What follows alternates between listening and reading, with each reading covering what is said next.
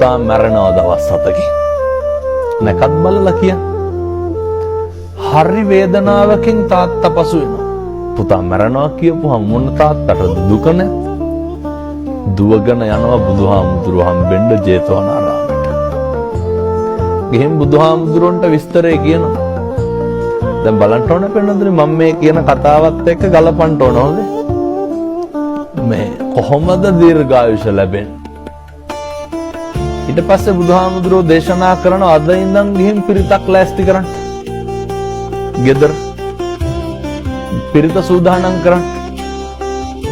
දිගායු කුමාරයාගේ තාත්තා ගිහිල්ලා ඒ දවසේ ඉඳන් දින 7ක් පුරාවටම ගෙදර පිරිත් කියනවා.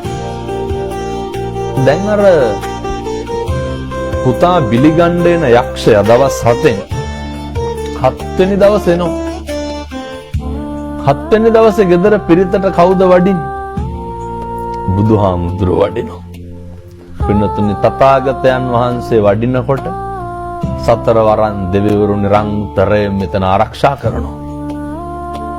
දෙදෙව්ලොවට අධිපති ශක්‍ර දේවේන්ද්‍රයා දොරටු පාලකකම ගන්නවලු. ඇයි? තථාගතයන් වහන්සේනේ වඩින්නේ. යක්ෂයාට එන්න පුළුවන්ද? එන්න බෑ. තථාගතයන් වහන්සේ පිරිත් දේශනාව ඉවරලා කරලා කියනවා. අභිවාදන සීලිස්ස නිච්ඡං උද්ධාපචාය චත්තාරෝ ධම්මා වඩ්ඩಂತಿ ආයු වන්නෝ සුඛං බලං.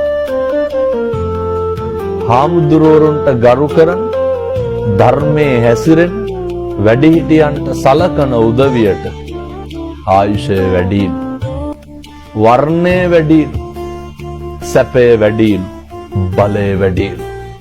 පැහැදිලි ඇතිනේ මම මේ කියන එක.